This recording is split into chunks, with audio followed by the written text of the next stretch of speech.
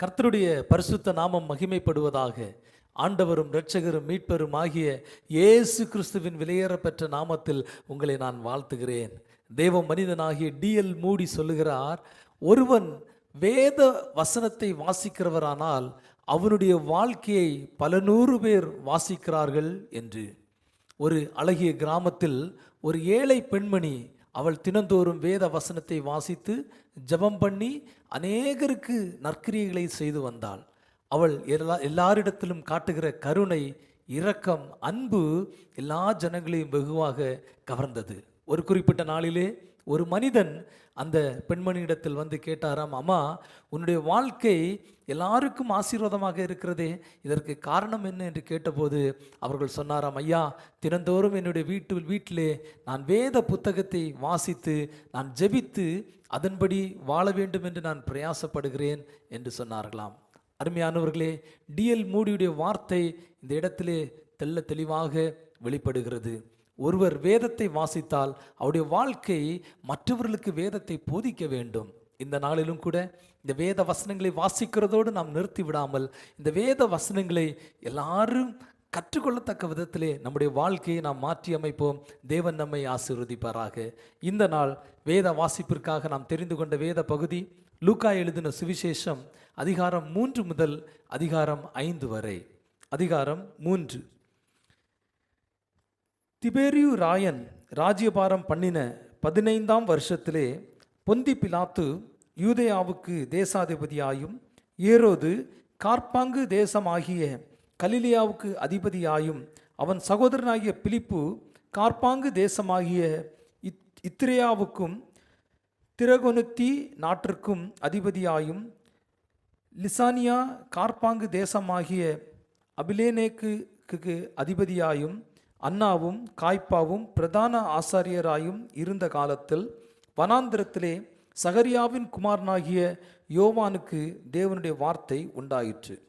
அப்பொழுது கர்த்தருக்கு வழியை ஆயத்தப்படுத்துங்கள், அவருக்கு பாதைகளை செவ்வை பண்ணுங்கள் என்றும், பள்ளங்களெல்லாம் நிரப்பப்படும், சகல மலைகளும் குன்றுகளும் தாழ்த்தப்படும், கோணலானவைகள் செவ்வையாகும், கரடானவைகள் சமமாகும் என்றும், மாம்சமான யாவரும் தேவனுடைய இரட்சிப்பை காண்பார்கள் என்றும், வனாந்திரத்திலே கூப்பிடுகிறவனுடைய சத்தம் உண்டாகும் என்று ஏசாயா தீர்க்கதரிசி ஆகமத்தில் எழுதியிருக்கிற பிரகாரம் அவன் யோர்தான் நதிக்கு அருகான தேசமெங்கும் போய் பாவ மன்னிப்புக்கென்று மனம் திரும்புதலுக்கு ஏற்ற ஞான ஸ்நானத்தை குறித்து பிரசங்கித்தான். அவன் தன்னிடத்தில் ஞான ஸ்நானம் பெறும்படிக்கு புறப்பட்டு வந்த திரளான ஜனங்களை நோக்கி, விரியன் பாம்பு குட்டிகளே, வரும் கோபத்துக்கு தப்பித்து கொள்ள உங்களுக்கு வகை காட்டினவன் யார்? மனம் திரும்புதலுக்கு ஏற்ற கனிகளை கொடுங்கள். ஆபிரகாம் எங்களுக்கு தகப்பன் என்று உங்களுக்குள்ளே சொல்லத் தொடங்காதிருங்கள். தேவன் இந்த கல்லுகளினாலே ஆபிரகாமுக்கு பிள்ளைகளை உண்டு பண்ண வல்லவராயிருக்கிறார் என்று உங்களுக்கு சொல்லுகிறேன். இப்பொழுதே கோடாரியானது மரங்களின் வேரருகே வைத்திருக்கிறது. ஆகையால் நல்ல கனி கொடாத மரமெல்லாம் வெட்டுண்டு அக்கினியிலே போடப்படும் என்றான். அப்பொழுது ஜனங்கள் அவனை நோக்கி, அப்படியானால் நாங்கள் என்ன செய்ய வேண்டும் என்று கேட்டார்கள். அவர்களுக்கு அவர் பிரதியுத்தரமாக, 2 அங்கிகளை உடையவன் இல்லாதவனுக்கு கொடுக்க கடவன், ஆகாரத்தை உடையவனும் அப்படியே செய்ய கடவன் என்றான். ஆயக்காரரும் ஞானஸ்நானம் பெற வந்து அவனை நோக்கி, போதகரே, நாங்கள் என்ன செய்ய வேண்டும் என்று கேட்டார்கள். அதற்கு அவன், உங்களுக்கு கட்டளையிட்டிருக்கிறதற்கு அதிகமாய் ஒன்றும் வாங்காதிருங்கள் என்றான். போர் சேவகரும் அவனை நோக்கி, நாங்கள் என்ன செய்ய வேண்டும் என்று கேட்டார்கள். அதற்கு அவன், நீங்கள் ஒருவருக்கும் இடுக்கண் செய்யாமலும் பொய்யாய் குற்றம் சாட்டாமலும் உங்கள் சம்பளமே போதுமென்று இருங்கள் என்றான். யோவானை குறித்து, இவன்தான் கிறிஸ்துவோ என்று ஜனங்கள் எல்லாரும் எண்ணம் கொண்டு தங்கள் இருதயங்களில் யோசனையாய் இருக்கையில், யோவான் எல்லாருக்கும் பிரதியுத்தரமாக, நான் ஜலத்தினால் உங்களுக்கு ஞானஸ்நானம் கொடுக்கிறேன், என்னிலும் வல்லவர் ஒருவர் வருகிறார், அவருடைய பாதரட்சைகளின் வாரை அவிழ்க்கிறதற்கும் நான் பாத்திரன் அல்ல. அவர் பரிசுத்த ஆவியினாலும் அக்னியினாலும் உங்களுக்கு ஞானஸ்நானம் கொடுப்பார். தூற்றுக்கூடை அவர் கையில் இருக்கிறது. அவர் தமது களத்தை நன்றாய் விளக்கி கோதுமையை தமது களஞ்சியத்தில் சேர்ப்பார், பதரையோ அவியாத அக்கினியினால் சுட்டரிப்பார் என்றான். வேறு அநேக புத்திமதிகளையும் அவன் ஜனங்களுக்கு சொல்லி பிரசங்கித்தான். கார்பாங்கு தேசாதிபதியாகிய ஏரோது தன் சகோதரனான பிலிப்புவின் மனைவி ஏரோதியாளின் நிமித்தமாகவும் தான் செய்த மற்ற பொல்லாங்குகளின் நிமித்தமாகவும் யோவானாலே கடிந்து கொள்ளப்பட்ட போது தான் செய்த மற்றெல்லா பொல்லாங்குகளும் தவிர யோவானையும் காவலில் அடைத்து வைத்தான். ஜனங்கள் எல்லாரும் ஞானஸ்நானம் பெற்றபோது இயேசுவும் ஞானஸ்நானம் பெற்று ஜெபம் பண்ணுகையில் வானம் திறக்கப்பட்டது. பரிசுத்த ஆவியானவர் ரூபம் கொண்டு புறாவை போல் அவர் மேல் இறங்கினார். வானத்திலிருந்து ஒரு சத்தம் உண்டாகி, நீர் என்னுடைய நேசகுமாரன், உம்மில் பிரியமாயிருக்கிறேன் என்று உரைத்தது. அப்பொழுது இயேசு ஏறக்குறைய 30 வயதுள்ளவர் ஆனார். அவர் யோசேப்பின் குமாரன் என்று எண்ணப்பட்டார். அந்த யோசேப்பு ஏலியின் குமாரன், ஏலி மாத்தாத்தின் குமாரன், மாத்தாத் லேவியின் குமாரன், லேவி மெல்கியின் குமாரன், மெல்கின் என்னாவின் குமாரன், என்னா யோசேப்பின் குமாரன், யோசேப்பு மத்தத்தியாவின் குமாரன், மத்தத்தியா ஆமோஸின் குமாரன், ஆமோஸ் நாகூமின் குமாரன், நாகூம் எஸ்லியின் குமாரன், எஸ்லி நங்காயின் குமாரன், நங்காய் மாகாத்தின் குமாரன், மாகாத் மத்தத்தியாவின் குமாரன், மத்தத்தியா சேமேயின் குமாரன், சேமை யோசேப்பின் குமாரன், யோசேப்பு யூதாவின் குமாரன், யூதா யோவன்னாவின் குமாரன், யோவன்னா ரேசாவின் குமாரன், ரேசா செரோபாபேலின் குமாரன், செரோபாபேல் சலாத்தியேலின் குமாரன், சலாத்தியேல் நேரியின் குமாரன், நேரி மெல்கியின் குமாரன், மெல்கி அத்தியின் குமாரன், அத்தி கோசாமின் குமாரன், கோசாம் எஸ்மோத்தின் குமாரன், எஸ்மோதாம் ஏரின் குமாரன், ஏர் யோசேயின் குமாரன், யோசே எலியாசரின் குமாரன், எலியேசேர் யோரிமின் குமாரன், யோரிம் மாத்தாத்தின் குமாரன், மாத்தாத் லேவியின் குமாரன், லேவி சிமியோனின் குமாரன், சிமியோன் யூதாவின் குமாரன், யூதா யோசேப்பின் குமாரன், யோசேப்பு யோனாவின் குமாரன், யோனான் எலியாக்கிமின் குமாரன், எலியாக்கிம் மெலேயாவின் குமாரன், மெலேயா மயினானின் குமாரன், மயினான் மாத்தாத்தாவின் குமாரன், மாத்தாத்தா நாத்தானின் குமாரன், நாத்தான் தாவீதின் குமாரன், தாவீது ஈசாயின் குமாரன், ஈசாய் ஓபேத்தின் குமாரன், ஓபேத் போவாசின் குமாரன், போவாஸ் சல்மோனின் குமாரன், சல்மோன் நகசோனின் குமாரன், நகசோன் அம்மினதாபின் குமாரன், அம்மினதாப் ஆராமின் குமாரன், ஆராம் எஸ்ரோமின் குமாரன், எஸ்ரோம் பாரேஸின் குமாரன், பாரேஸ் யூதாவின் குமாரன், யூதா யாக்கோபின் குமாரன், யாக்கோபு ஈசாக்கின் குமாரன், ஈசாக்கு ஆபிரகாமின் குமாரன், ஆபிரகாம் தேராவின் குமாரன், தேரா நாகோரின் குமாரன், நாகோர் சேருக்கின் குமாரன், சேருக் ரெகுவின் குமாரன், ரெகு பேலேக்கின் குமாரன், பேலேக் ஏபேரின் குமாரன், ஏபேர் சாலாவின் குமாரன், சாலா காயினானின் குமாரன், காயினான் அற்பகசாத்தின் குமாரன், அற்பகசாத் சேதேமின் குமாரன், சேம் நோவாவின் குமாரன், நோவா லாமேக்கின் குமாரன், லாமேக்கு மெத்துசுலாவின் குமாரன், மெத்துசுலா ஏனோக்கின் குமாரன், ஏனோக்கு யாரேதின் குமாரன், யாரேத் மகலையேலின் குமாரன், மகலையேல் கேனானின் குமாரன், கேனான் ஏனாசின் குமாரன், ஏனோஸ் சேத்தின் குமாரன், சேத் ஆதாமின் குமாரன், ஆதாம் தேவனால் உண்டானவன். அதிகாரம் 4. இயேசு பரிசுத்த ஆவியினாலே நிறைந்தவராய் யோர்தானை விட்டு திரும்பி ஆவியானவராலே வனாந்தரத்துக்கு கொண்டு போகப்பட்டு 40 நாள் பிசாசினால் சோதிக்கப்பட்டார். அந்த நாட்களில் அவர் ஒன்றும் புசியாதிருந்தார். அந்த நாட்கள் முடிந்த பின்பு அவருக்கு பசி உண்டாயிற்று. அப்பொழுது பிசாசு அவரை நோக்கி, நீர் தேவனுடைய குமாரனே ஆனால் இந்த கல் அப்பமாகும்படி சொல்லும் என்றான். அவர் பிரதியுத்தரமாக, மனுஷன் அப்பத்தினாலே மாத்திரமல்ல, தேவனுடைய ஒவ்வொரு வார்த்தையினாலும் பிழைப்பான் என்று எழுதியிருக்கிறதே என்றார். பின்பு பிசாசு அவரை உயர்ந்த மலையின் மேல் கொண்டு போய் உலகத்தின் சகல ராஜ்யங்களையும் ஒரு நிமிஷத்திலே அவருக்கு காண்பித்து, இவைகள் எல்லாவற்றின் மேலும் உள்ள அதிகாரத்தையும் இவைகளின் மகிமையும் உமக்கு தருவேன். இவைகள் எனக்கு ஒப்பு கொடுக்கப்பட்டிருக்கிறது. எனக்கு இஷ்டமானவனுக்கு இவைகளை கொடுக்கிறேன். நீர் என்னை பணிந்து கொண்டால் எல்லாம் உம்முடையதாகும் என்று சொன்னான். இயேசு அவனுக்கு பிரதித்திரமாக, எனக்கு பின்னாக போ சாத்தானே, உன் தேவனாகிய கர்த்தரை பணிந்து கொண்டு அவர் ஒருவருக்கே ஆராதனை செய்வாயாக என்று எழுதியிருக்கிறதே என்றார். அப்பொழுது அவன் அவரை எருசலேமுக்கு கொண்டு போய் தேவாலயத்து உப்பிரிகையின் மேல் அவரை நிறுத்தி, நீர் தேவனுடைய குமாரனே ஆனால் இங்கே இருந்து தாழ குதியும். ஏனெனில் உம்மை காக்கும்படிக்கு தம்முடைய தூதர்களுக்கு உம்மை குறித்து கட்டளையிடுவார் என்றும், உமது பாதம் கல்லில் இடாதபடிக்கு அவர்கள் உம்மை கைகளில் ஏந்தி கொண்டு போவார்கள் என்றும் எழுதியிருக்கிறதே என்று சொன்னான். அதற்கு இயேசு, உன் தேவனாகிய கர்த்தரை பரீட்சை பாராதிருப்பாயாக என்று சொல்லியிருக்கிறதே என்றார். பிசாசானவன் சோதனை எல்லாம் முடித்த பின்பு சில காலம் அவரை விட்டு விலகி போனான். பின்பு இயேசு ஆவியானவருடைய பலத்தினாலே கலிலியாவுக்கு திரும்பி போனார். அவருடைய கீர்த்தி சுற்றிலும் இருக்கிற தேசமெங்கும் பரவிற்று. அவர்களுடைய ஜெப ஆலயங்களில் அவர் உபதேசித்து எல்லாராலும் புகழப்பட்டார். தாம் வளர்ந்த ஊராகிய நாசரேத்துக்கு அவர் வந்து தம்முடைய வழக்கத்தின்படியே ஓய்வு நாளில் ஜெப ஆலயத்திலே பிரவேசித்து வாசிக்க எழுந்து நின்றார். அப்பொழுது ஏசாயா தீர்க்கதரிசியின் புஸ்தகம் அவரிடத்தில் கொடுக்கப்பட்டது. அவர் புஸ்தகத்தை விரித்தபோது, கர்த்தருடைய ஆவியானவர் என்மேல் இருக்கிறார், தரித்திரருக்கு சுவிசேஷத்தை பிரசங்கிக்கும்படி என்னை அபிஷேகம் பண்ணினார், இருதயம் நறுங்குண்டவர்களை குணமாக்கவும், சிறைப்பட்டவர்களுக்கு விடுதலையையும், குருடருக்கு பார்வையையும் பிரசித்தப்படுத்தவும், நொறுங்குண்டவர்களை விடுதலையாக்கவும், கர்த்தருடைய அனுக்கிரக வருஷத்தை பிரசித்தப்படுத்தவும் என்னை அனுப்பினார் என்று எழுதியிருக்கிற இடத்தை அவர் கண்டு வாசித்து புஸ்தகத்தை சுருட்டி பணிவிடைக்காரரிடத்தில் கொடுத்து உட்கார்ந்தார். ஜெப ஆலயத்தில் உள்ள எல்லாருடைய கண்களும் அவர் மேல் நோக்கமாயிருந்தது. அப்பொழுது அவர் அவர்களோட பேச தொடங்கி, உங்கள் காதுகள் கேட்க இந்த வேத வாக்கியம் இன்றைய தினம் நிறைவேறிற்று என்றார்.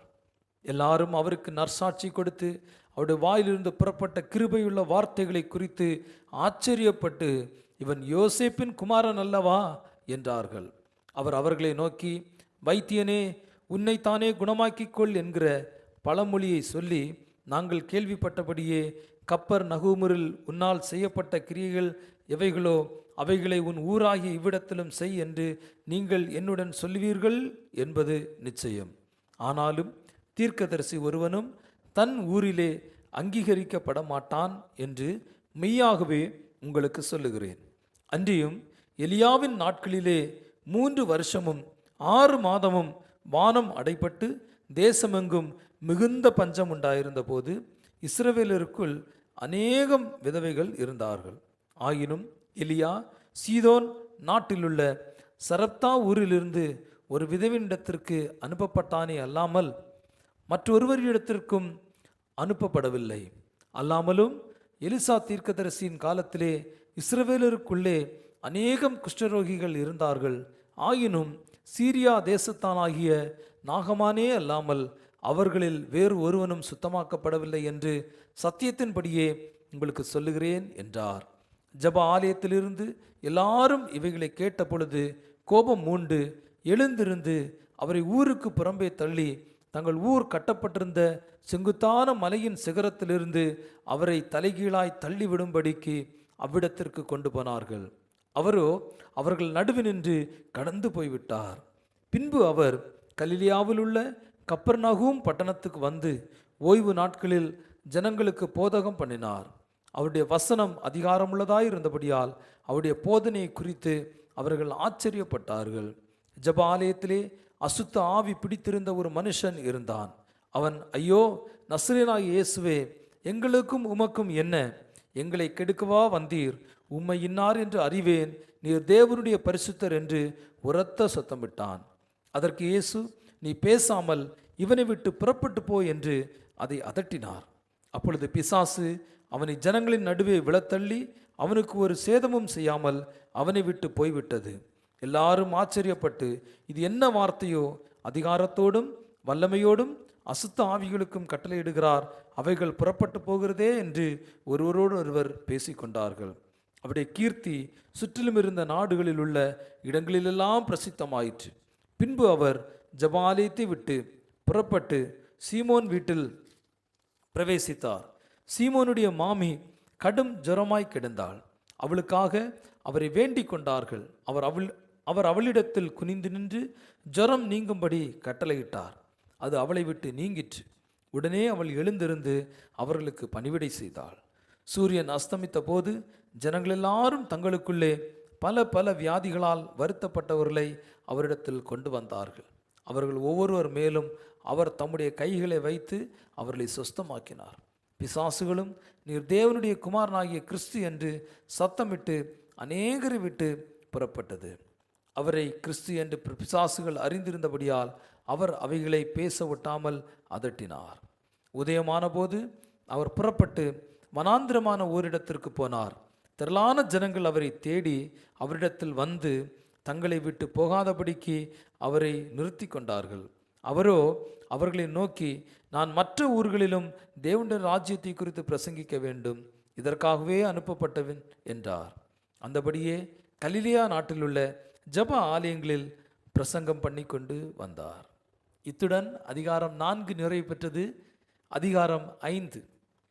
பின்பு அவர் கெனசரேத்து கடலருகே நின்றபோது திரளான ஜனங்கள் வேத வசனத்தை கேட்கும்படி அவரிடத்தில் நெருங்கினார்கள்.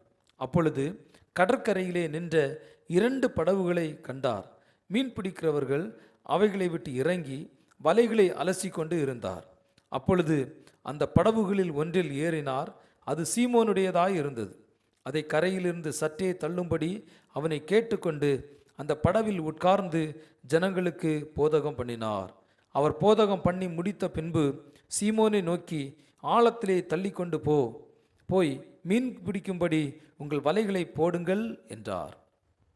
அதற்கு சீமோன், ஐயரே, ராமுழுதும் நாங்கள் பிரயாசப்பட்டும் ஒன்றும் அகப்படவில்லை, ஆகிலும் உம்முடைய வார்த்தையின்படியே வலையை போடுகிறேன் என்றான். அந்தபடியே அவர்கள் செய்து தங்கள் வலை கிழிந்து போகத்தக்கதாக மிகுதியான மீன்களை பிடித்தார்கள். அப்பொழுது மற்ற படவில் இருந்த கூட்டாளிகள் வந்து தங்களுக்கு உதவி செய்யும்படி சைகை காட்டினார்கள். அவர்கள் வந்து 2 படகுகளும் அமிழத்தக்கதாக நிரப்பினார்கள்.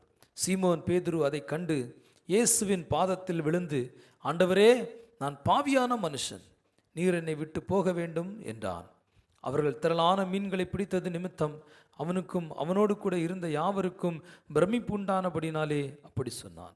சீமோனுக்கு கூட்டாளிகளான செபதேவின் குமாரன் யாக்கோவும் யோவானும் அந்தபடியே பிரமித்தார்கள். அப்பொழுது இயேசு சீமோனை நோக்கி, பயப்படாதே, இது முதல் நீ மனுஷரை பிடிக்கிறவனாய் இருப்பாய் என்றார். அவர்கள் படகுகளை கரையிலே கொண்டு போய் நிறுத்தி எல்லாவற்றையும் விட்டு அவருக்கு பின் சென்றார்கள். பின்பு அவர் ஒரு பட்டணத்தில் இருக்கையில் குஷ்டரோகம் நிறைந்த ஒரு மனுஷன் இயேசுவை கண்டு முகங்குப்புற விழுந்து, ஆண்டவரே, உமக்கு சித்தமானால் என்னை சுத்தமாக்க உம்மாலே ஆகும் என்று அவரை வேண்டிக் கொண்டான். அவர் தமது கையை நீட்டி அவனை தொட்டு, எனக்கு சித்தம் உண்டு, சுத்தமாகு என்றார். உடனே குஷ்டரோகம் அவனை விட்டு நீங்கிற்று. அவர் அவனை நோக்கி, நீ இதை ஒருவருக்கும் சொல்லாமல் போய் உன்னை ஆசாரியனுக்கு காண்பித்து நீ சுத்தமானது நிமித்தம் மோசே கட்டளையிட்டபடியே அவர்களுக்கு சாட்சியாக பலி செலுத்து என்று கட்டளையிட்டார். அப்படி இருந்தும் அவருடைய கீர்த்தி அதிகமாய் பரவிற்று. திரளான ஜனங்கள் அவருடைய உபதேசத்தை கேட்பதற்கும் அவராலே தங்கள் பிணிகள் நீங்கி சௌக்கியம் அடைவதற்கும் கூடி வந்தார்கள். அவரோ வனாந்திரத்தில் தனித்து போய் ஜெபம் பண்ணி கொண்டிருந்தார். பின்பு ஒரு நாள் அவர் உபதேசித்து கொண்டிருக்க போது கலிலேயா யூதேயா நாடுகளில் உள்ள சகல கிராமங்களிலும் எருசலேம் நகரங்களிலும் இருந்து வந்து பரிசேயரும் நியாய சாஸ்திரிகளும் உட்கார்ந்திருந்தார்கள். அப்பொழுது பிணியாளிகளை குணமடையத்தக்கதாக கர்த்தருடைய வல்லமை விளங்கிற்று. அப்பொழுது சில மனுஷர் திமிர்வாதக்காரன் ஒருவனை படுக்கையோடு எடுத்துக்கொண்டு அவனை உள்ளே கொண்டு போகவும் அவர் முன்பாக வைக்கவும் வகை தேடினார்கள். ஜனக்கூட்டம் மிகுதியாய் இருந்தபடியால் அவனை உள்ளே கொண்டு போகிறதற்கு வகை காணாமல் வீட்டின் மேல் ஏறி தட்டோடுகள் வழியாய் ஜனங்களின் மத்தியில் இயேசுவுக்கு முன்பாக அவனை படுக்கையோடே இறக்கினார்கள். அவர்களுடைய விசுவாசத்தை அவர் கண்டு திமிர்வாதக்காரனை நோக்கி, மனுஷனே, உன் பாவங்கள் உனக்கு மன்னிக்கப்பட்டது என்றார். அப்பொழுது வேதபாரகரும் பரிசேயரும் யோசனை பண்ணி, தேவதூஷணம் சொல்லுகிற இவன் யார்? தேவன் ஒருவரே அன்றி பாவங்களை மன்னிக்கத்தக்கவர் யார் என்றார்கள். இயேசு அவர்கள் சிந்தனைகளை அறிந்து அவர்களை நோக்கி, உங்கள் இருதயங்களில் நீங்கள் சிந்திக்கிறது என்ன? உன் பாவங்கள் உனக்கு மன்னிக்கப்பட்டது என்று சொல்வதோ, எழுந்து நடவென்று சொல்வதோ எது எளிது? பூமியிலே பாவங்களை மன்னிக்க மனுஷகுமாரனுக்கு அதிகாரம் உண்டென்பதை நீங்கள் அறிய வேண்டும் என்று சொல்லி திமிர்வாதக்காரனை நோக்கி, நீ எழுந்து உன் படுக்கையை எடுத்துக்கொண்டு உன் வீட்டுக்கு போ என்று உனக்கு சொல்லுகிறேன் என்றான். உடனே அவன் அவர்களுக்கு முன்பாக எழுந்து தன் படுக்கையை எடுத்துக்கொண்டு தேவனை மகிமைப்படுத்தி தன் வீட்டுக்கு போனான். அதனாலே எல்லாரும் ஆச்சரியப்பட்டு தேவனை மகிமைப்படுத்தினார்கள். அல்லாமலும் அவர்கள் பயம் நிறைந்தவர்களாகி, அதிசயமான காரியங்களை இன்றும் கண்டோம் என்றார்கள். இவைகளுக்கு பின்பு அவர் புறப்பட்டு ஆயத்துறையில் உட்கார்ந்திருந்த லேவி என்னும் பேருடைய ஒரு ஆயக்காரனை கண்டு, எனக்கு பின் சென்று வா என்றார்கள். அவன் எல்லாவற்றையும் விட்டு எழுந்து அவருக்கு பின் சென்றான். அந்த லேவி என்பவன் தன் வீட்டிலே அவருக்கு பெரிய விருந்து பண்ணினான். அநேக ஆயக்காரரும் மற்றவர்களும் அவர்களுடனே கூட பந்தி இருந்தார்கள். வேதபாரகரும் பரிசேயரும் அவனுடைய சீஷருக்கு விரோதமாக முறுமுறுத்து, நீங்கள் ஆயக்காரரோடும் பாவிகளோடும் போஜனம் பண்ணுகிறது என்ன என்று கேட்டார்கள். இயேசு அவர்களுக்கு பிரதியுத்தரமாக, பிணியாளிகளுக்கு வைத்தியன் வேண்டியதே அல்லாமல் சுகமுள்ளவர்களுக்கு வேண்டியதில்லை. நீதிமான்களை அல்ல, பாவிகளையே மனம் திரும்புகிறதற்கு அழைக்க வந்தேன் என்றார். பின்பு அவர்கள் அவரை நோக்கி, யோவானுடைய சீஷர் அநேகம் தரம் உபவாசித்து ஜெபம் பண்ணி கொண்டும் வருகிறார்கள், பரிசேயுடைய சீஷரும் அப்படியே செய்கிறார்கள். உம்முடைய சீஷர் போஜனபானம் பண்ணுகிறார்களே, அது எப்படி என்று கேட்டார்கள். அதற்கு அவர், மணவாளன் தங்களோடு இருக்கையில் மணவாளனுடைய தோழர்களே நீங்கள் உபவாசிக்க செய்யக்கூடுமோ? மணவாளன் அவர்களை விட்டு எடுபடும் நாட்கள் வரும், அந்த நாட்களிலே உபவாசிப்பார்கள் என்றார். அவர்களுக்கு ஒரு ஓமையும் சொன்னார். ஒருவனும் புதிய வஸ்திரத்துண்டை பழைய வஸ்திரத்தின் மேல் போட்டு இணைக்க மாட்டான். இணைத்தால் பழையது புதியது பழையதை கிழிக்கும். புதிய வஸ்திரத்துண்டு பழைய வஸ்திரத்துக்கு ஒவ்வாது. ஒருவனும் புது திராட்சை ரசத்தை பழந்துருத்திகளில் வார்த்து வைக்கவும் மாட்டான். வார்த்து வைத்தால் புது ரசம் துருத்திகளை கிழித்து போடும், ரசமும் சிந்தி போகும், துருத்திகளும் கெட்டு போகும். புது ரசத்தை புது துருத்திகளில் வார்த்து வைக்க வேண்டும், அப்பொழுது இரண்டும் பத்திரப்பட்டிருக்கும். அன்றியும் ஒருவன் பழைய ரசத்தை குடித்தவுடனே புதிய ரசத்தை விரும்ப மாட்டான், பழைய ரசமே நல்லதென்று சொல்லுவான் என்றார். இத்துடன் இந்த நாள் வாசிக்க வேண்டிய வேத பகுதி நிறைவடைந்தது. மீண்டும் உங்களை அடுத்த நிகழ்ச்சியில் நான் சந்திக்கிறேன். சந்திக்கும் வரை தேவனுடைய கிருபை உங்கள் அனைவரோடும் கூட இருப்பதாக. God bless you.